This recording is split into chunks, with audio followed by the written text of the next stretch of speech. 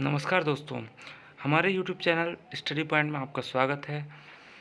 आज हम पढ़ेंगे CTET math pedagogy. CTET math pedagogy के अंतर्गत हम क्या क्या पढ़ेंगे?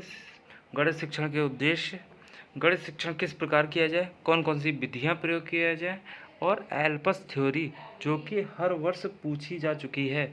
तो हम आज ये सब पढ़ेंगे। तो सबसे पहले हम स्टार्ट करते हैं गणित शिक्षण के उद्देश्य। तो एनसीएफ के अनुसार जो गणित शिक्षण का उद्देश्य है वो छात्र की सोच का गणितीयकरण करना होता है। गणितीयकरण करने से क्या तात्पर्य है? गणितीयकरण करने से तात्पर्य है उसकी सोच को हमें अमूढ़ चिंतन बनाना, उस बालक को अमूढ़ चिंतन करने की क्षमता का विकास करना है और उसकी सोच को तार्किक बनाना ही हमारा उद्देश्य होगा। गणितीयकरण करने का मतलब है उसकी सोच को तार्किक बनाना। ठीक, अब उसके बाद हम पढ़ते हैं, अगर टैग लगा के पूछ लिया जाए, जैसे प्राथमिक स्तर पर पूछा जाता है या संकीर्ण स्तर पर गणित शिक्षा का उद्देश्य, तो प्राथमिक या संकीर्ण स्तर पर जो गणित शिक्षा का उद्देश्य होगा वो होगा संख्या संबंधी कौशल या माप तौल की इकाइयाँ या गणितीय संक्रिया का विकास करना। अगर पूछ लिया जाए उच्च स्तर पर गणित शिक्षा का उद्देश्य, तो उच्च स्तर पर गणित शिक्षा का उद्देश्य परिकलन संबंधी कौशल या अमूर्त से मूर्त धारणा का विकास करना गणित शिक्षा का उद्देश्य होगा। अब बात करते हैं गणित कैसे पढ़ाया जाए, कौन कौन सी विधियाँ प्रयोग की जाएँ। तो उसमें जो विधियाँ कौन कौन सी? आगमन विधि, निगमन विधि, ह्यूरिस्टिक विधि, प्रयोगशाला विधि, व्याख्यान विधि, समस्या समाधान विधि, ऐसे बहुत विधियाँ हैं। तो हम स्टार्ट करते हैं सबसे पहले आगमन विधि, जो पूछी भी जाती रही है। तो इसमें क्या होता है, इसमें हम उदाहरण से नियम की ओर जाते हैं। सबसे पहले छात्र के समक्ष हम उदाहरण प्रस्तुत करते हैं और उससे हम नियम की ओर अग्रसर होते हैं। इसमें विशिष्ट से सामान्य की ओर या स्थूल से सूक्ष्म की ओर जाते हैं। तो इसका जो क्रम होगा वो होगा, सबसे पहले हम विशिष्ट उदाहरण प्रस्तुत करेंगे, फिर बालक की सहायता से निरीक्षण करेंगे उसका और उससे सूत्र निकालेंगे और सामान्यीकरण करेंगे, और जो सूत्र निकलेगा उसका हम परीक्षण या सत्यापन कर देते हैं। इसके बाद हम पढ़ते हैं निगमन विधि।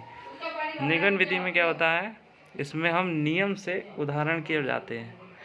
यह सामान्य से विशिष्ट विधि भी बोलते हैं इसको, यह सूक्ष्म से स्थूल। ये विधि रटन प्रणाली पर आधारित होती है क्योंकि छात्र इसमें सूत्रों को रट लेता है। इसके बाद जो पढ़ेंगे हम वो है व्याख्यान विधि। व्याख्यान विधि में क्या होता है, इसको हम चॉक एंड टॉक मेथड भी कहते हैं। ठीक, क्योंकि इसमें टीचर होता है वो सक्रिय वक्ता होगा और स्टूडेंट होगा शांत श्रोता। इसमें विचारों का प्रभाव एक दिशीय होगा, यानी टीचर टू स्टूडेंट। अब पढ़ते हैं हम विश्लेषण विधि। विश्लेषण में क्या होता है, अलग अलग भागों में तोड़ना, मतलब एक कोई समस्या है उसको हम छोटे छोटे पार्टों में सॉल्व करेंगे। या जैसे आपने देखा होगा, जैसे हमको पूरे ह्यूमन बॉडी का अगर हमें अध्ययन करना हो तो हम उसके छोटे छोटे पार्ट, जैसे लीवर का अध्ययन कर लिया, आमाशय, ये जितना भी पार्ट है सबका अलग अलग अध्ययन कर लिया, ये होगी विश्लेषण विधि। और अगर मैथ में देखा जाए तो ज्यामिति या रेखागणित में जैसे प्रयोग किया जाता है, यानी अज्ञात से ज्ञात की ओर। जैसे हमको जो प्रूफ करने वाले सवाल होते हैं उसमें जो प्रूफ करना होता है हमें, उससे हम जो हमें दिया गया था उसकी तरफ जाना, वो आपका विश्लेषण विधि में आता है। इसके बाद आप पढ़ते हैं संश्लेषण विधि। इसमें क्या होता है, अलग अलग भागों को जोड़ना, यानी अलग अलग भागों का अध्ययन कर लिया फिर हमने उसको जोड़कर संपूर्ण भाग का अध्ययन कर लिया, ये हो गई संश्लेषण विधि। इसमें क्या होता है, सारे आंकड़े इकट्ठे करें और सभी आंकड़ों को इकट्ठा करके हम जो निष्कर्ष होगा उसकी तरफ हम जाएंगे, यानी ज्ञात से अज्ञात की ओर। जैसे हमने देखा होगा क्वेश्चन दिया, कोई भी प्रश्न, कि एक भाजक दे दिया है 2, भागफल 6 और शेषफल 1 दिया है, भाज्य निकालना है। हमने सारे आंकड़े नोट कर लिए कि भाजक 2 दिया है, भागफल 6 और शेषफल 1, भाज्य निकालना है। फार्मूला होता है हमारा भाजक गुणा भागफल प्लस शेषफल, ये फार्मूला होता है। और हमने इस फार्मूले में सारी वैल्यू पुट करके भाज्य निकाल लिया। इस तरीके से अब हमने सारे तथ्य इकट्ठे करे और निष्कर्ष की तरफ चले गए। तो ये होगी हमारी संश्लेषण विधि। अब हम पढ़ते हैं अनुसंधान विधि। अनुसंधान विधि का ही दूसरा नाम है ह्यूरिस्टिक मेथड। ये जो विधि है वो किसने दी थी? हेनरी आर्मस्ट्रांग ने। जो ह्यूरिस्टिक वर्ड है ये आपका ग्रीक वर्ड है जिसका मतलब होता है I found it. I found it मतलब मैं खोजता हूँ, ये पूछा जा चुका है। तो इस विधि में क्या होता है, बालक है वो एक अनुसंधानकर्ता की तरह कार्य करता है। अब बात करते हैं समस्या समाधान विधि। समस्या समाधान विधि पता है, एक बालक होता है वो एक समस्या समाधानकर्ता के रूप में कार्य करता है। इसमें क्या होता है, इस विधि में स्वयं करो और सीखो के सिद्धांत पर आधारित होती है ये विधि।